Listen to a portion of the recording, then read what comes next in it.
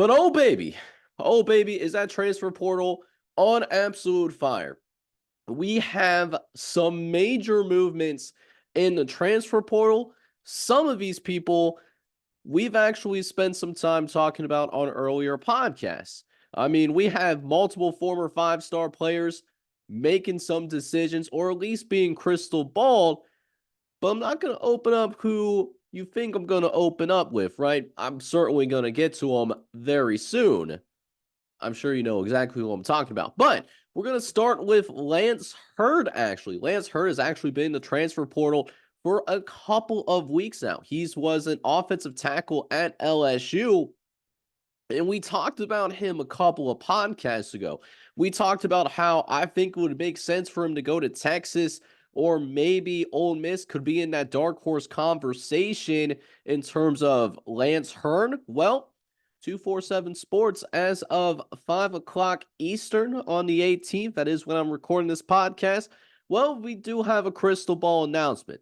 It seems that Lance Heard is looking to go possibly to Tennessee. That's where the crystal ball is going to. This would be a massive pickup for the Tennessee Volunteers. You can never have too many quality offensive linemen. And Lance Heard, he is a quality offensive lineman. This is a guy, as a true freshman, mind you, who played in 12 games for the LSU Tigers. He did opt out of the bowl game, did not play in that RuelloQuest Bowl against Wisconsin, but did play in all 12 of LSU's regular season games. If that crystal ball holds up and he actually does go to Tennessee, this would be a significant boost. Someone that has experience and someone that's so young too, has at least a couple more years before becoming NFL draft eligible based on the current NFL draft rules. We have a kid that has a full year of SEC starting experience. So if that holds up, that's a really good pickup for the Tennessee Volunteers to help beef up that offensive line, because they are going to have a new quarterback next year. And this new quarterback, he showed some things in that bowl game against Iowa, but still going to be overall a little inexperienced. So to have as good of an offensive line as you possibly can, that's a very good sign. So love this pickup for Lance Heard, if that makes sense. But a couple of other five-star kids are in here as well. And probably the biggest piece in this transfer portal, who I would personally have as the number one player in this transfer portal, he is Caleb Downs. True freshman.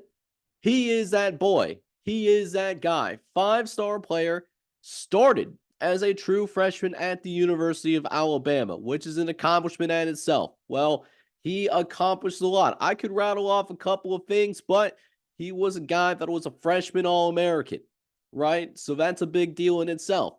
And not only that, as a true freshman, he is a first-team All-SEC guy as well. So needless to say, you don't need much introduction. This kid can absolutely play. And Caleb Downs might be going to one of Alabama's rivals in terms of caliber of program. This is a Georgia kid. He is from the state of Georgia, and right now he is crystal ball to the Georgia Bulldogs. Georgia was very close to winning a national championship last year. They were an SEC championship win away from being in that college football playoff. Possibly would have been one of those things where Georgia would have been favored against every team in the college football playoff this year, but they didn't earn the opportunity to be in there. The other four teams did. Caleb Downs could put them over the top potentially. This is a very talented team, and Caleb Downs could be someone that should start right away in that Georgia defense. So if that crystal ball holds, this would be a huge pickup for the Georgia Bulldogs for Caleb Downs. But that is not the only notable Alabama kid that is leaving this transfer portal, because we do have a little bit of a mini exodus. We talked about several Alabama players in this transfer portal. I mean, the five-star kid, Caden Proctor. Caden Proctor was somebody that was seriously considering Iowa. This is a kid that was picking between Alabama and Iowa, and he chose to go to Alabama. He believed in the development that he could get his ability and chances to get to the NFL. But with Nick Saban retiring and maybe Caden Proctor is feeling a little bit homesick, or one of those things where he went to the University of Alabama because of the head coach and not because of the university institution himself. He might be looking to come back home. Caden Proctor, one of the best offensive linemen in the class of 2023. Well, he's crystal ball to go back home. He's looking to go to the Iowa Hawkeyes. At least that is what the crystal ball says as of right now. This would make a lot of sense personally, given that he is an Iowa kid. So that definitely makes some sense. And Iowa is prideful of the offensive linemen and tight ends that they develop for the NFL. So, Caden Proctor, I'm sure, is going to be an NFL caliber player, at least at some point someday. But like I said, other Alabama players, well, they're going to be in the transfer portal as well. We got quite the bevy of guys. Now, some of these guys did not play very much. Some of these may be depth pieces, but these are players that, could be contributing pieces on other teams. For example, Shaz Preston. Shaz Preston was a 4-star at Alabama. He entered the transfer portal actually back on January 3rd. He's going to go to the Tulane Green Wave, so he's not going too terribly far.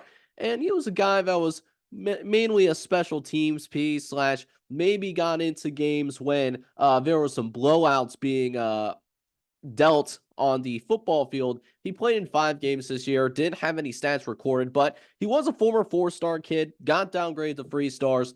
He's going to Tulane. Jake Pope, another Alabama kid, he's another 4-star guy as well, or at least when he came out of high school, but he is being downgraded to 3 stars. Now, he didn't record any actual stats, but he did spend some time on special teams. So he does have special teams experience. He is committed to go to another school. He's going to Georgia. So interesting decision there, knowing that Jake Pope, he committed earlier than Caleb Downs, or at least he's crystal balled. So let's say Caleb Downs holds up. Does Jake Pope remain in Georgia? He is a Georgia kid, or does he open up his transfer portal once again? He could do that if he wanted to. Just a very interesting situation that could be a secondary effect of Caleb Downs actually going to Georgia. Speaking of that Crimson Tide defense, Kendrick Blackshear, he entered the transfer portal on the 8th of January. He's a linebacker that also got downgraded to 3 stars. Actually has some playing time. He played in 8 games this year, did record a forced fumble and a forced recovery in 8 games played.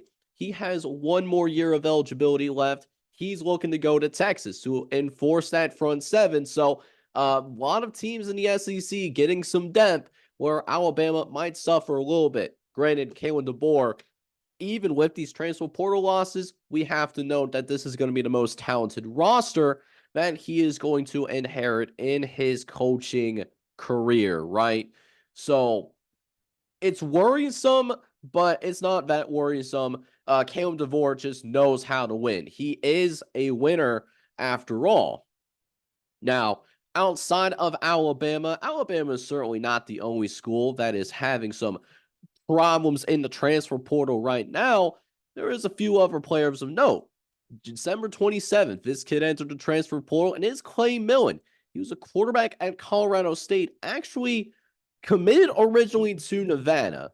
But after a year in Nevada, he transferred to Colorado State. He's been there for the last couple of years, and Clay Millen just hasn't really lived up to that 4-star designation that he had as a high school senior.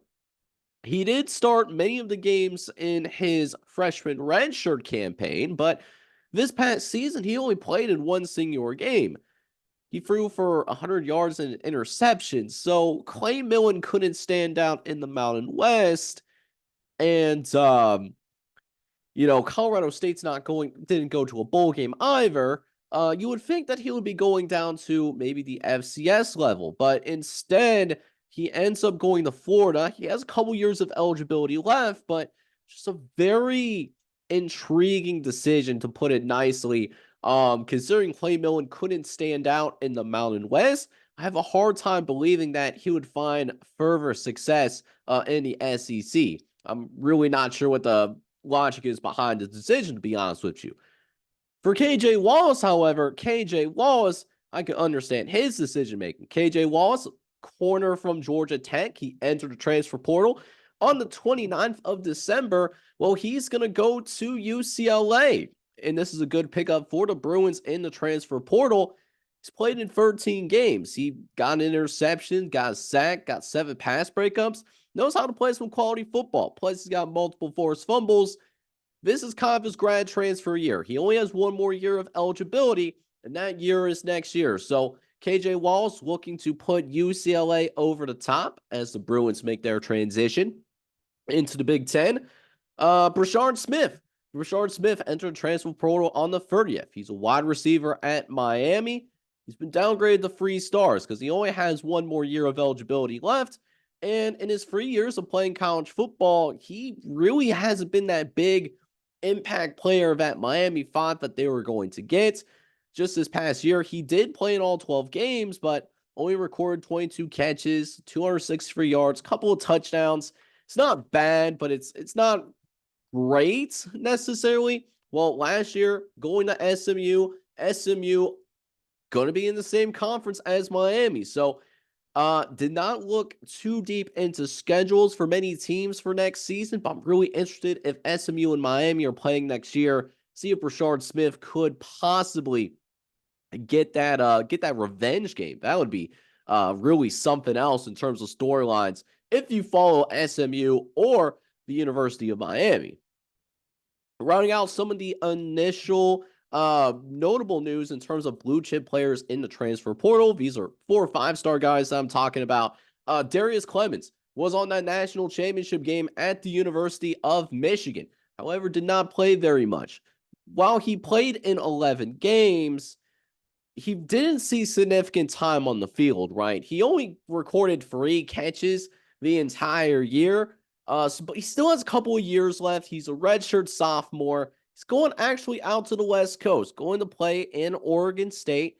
And Darius Clemens, we certainly applaud that, looking to get some extra playing time in a pretty beautiful area. Been around Corvallis like this past summer. It's a really nice area. Went up to Corvallis as like a side trip when we were out for the the U.S. Trials for the World Championships in track and field, like on the way to Eugene. So really nice area in Oregon State, and they're going to get a nice player here in Darius Clemens. Rounding out some of the notable transfers, got Parker Brailsford of Washington, former 3-star guy, but he was upgraded to 4 stars in 247 Sports. Really good reason why. He appeared in all 15 games as Washington nearly won the national championship.